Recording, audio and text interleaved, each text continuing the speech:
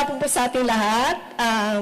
Ako po si Monico Quinaras, tribal name Baydalan.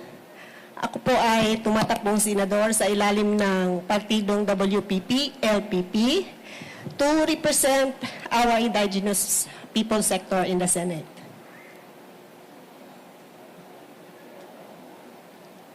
Ako po ay nanggaling sa katutubong Ata, Bukidnon from Negros.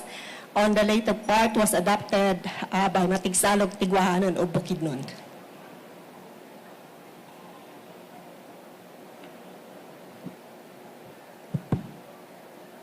Hi, Mom. You have 2 minutes po. Oh, I have For the 2 minutes. introduction. Yes, Madam. Dire-diretso? Yes, Madam. Oh, okay. 2 minutes po. 2 minutes. All right. Okay. Kaya po tayo tumakbo. Hindi naman po ako bago sa larangan ng politika. In fact, kami lang yung mga taong nasa likod ng mga malalaking politiko na may mga pangalan na din sa Senado at diyan po sa ating Kongreso at sa ibang kung ano pa po kung katayuan nila ngayon. Pero siguro sa akin pong personal na pananaw at based po sa consultation natin sa ating mga supporters sa indigenous people sector ay it's about time na siguro meron po talagang mga katutubo na pwede ring tumayo. Base po sa aking experience, no, sa loob ng more than 2 decades struggling and fighting for the rights of the indigenous people sector, palagi lang po tayong lumalapit sa mga ahensya ng gobyerno.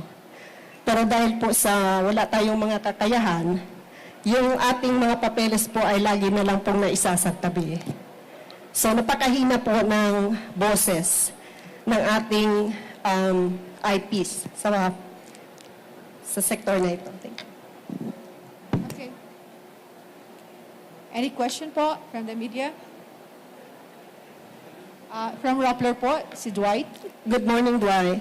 Good afternoon po, ma'am. Ay, afternoon na pala, Ma'am, sir. sorry, hindi ko lang ano yung pangalan niyo lang po. Pwedeng paulit lang po ulit. Monique. Yes, spell na po, yes, Monique, M-O-N-I-Q-U-E. I'm married to a Greek, so it's Kokinaras, K-O-K-K-I-N-A-R-A-S. But I'm known for my tribal name as Baydalan. Okay po, ma'am. Sige po. Ma'am, sige ma'am, palahad na lang sa amin ano yung gagawin nyo kapag nahalal kayo sa Senado. Ano yung ipopush nyong panukalang batas, especially sa mga indigenous peoples?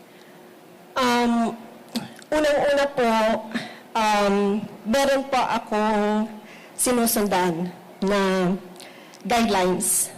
At ito po ay matagal ko na pong ginagawa. Pero hindi po ito na pupush o nabibigyan talaga ng kumbaga arangkada kasi tayo lang po ay isang ordinaryong mamamayan.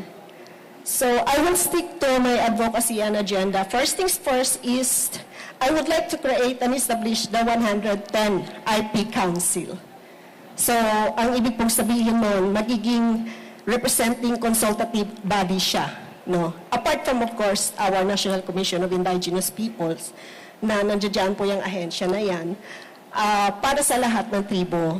So, ang gusto ko po sana mangyari ay magkakaroon ng isang matibay na haligi at isang matibay na bahay ang mga katutubo na masisilungan pagdating po sa mga pagsubok namin. So, ideally, bawat tribo po sa atin sa Pilipinas, meron po tayong 110. So, ang mangyayari po niyan, magkakaroon tayo ng selection doon sa mga community sa grassroots na uupo to represent one tribe. No?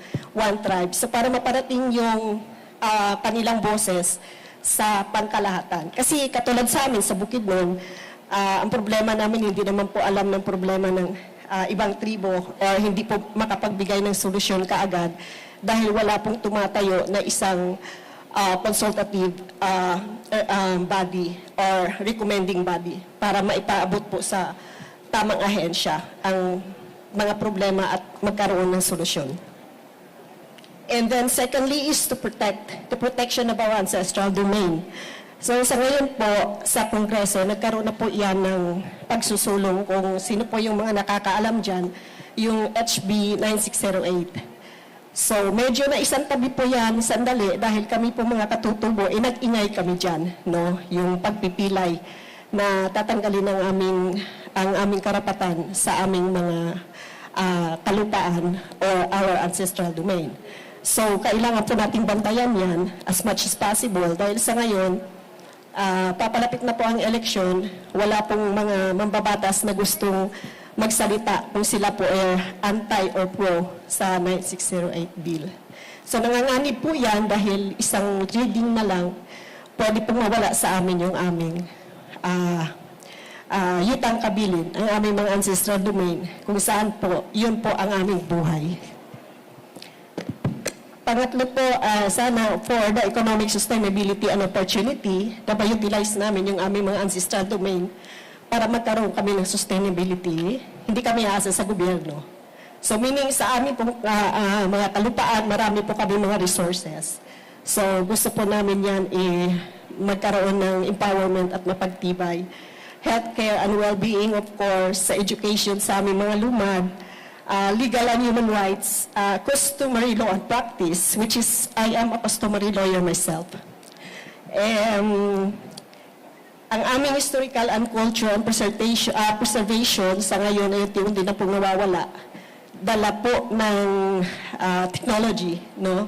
TikTok and everything. So, gusto po natin yung ma-preserve as much as possible. Gusto natin mabigyan ng pansin. Of course, our infrastructure and development. I'm also an advocate for environmental and climate change and clean water. At ang gusto ko po rin isulong ang international relation and exposure sa aming mga katutubo. Hindi lang po dito, kung hindi sa buong mundo. Salamat po. Meron pa po magtatanong, salamat din. Meron pa po? Wala na po. Ma'am, thank you Thank po. you so much. Mabuhay ang katutubong Pilipino.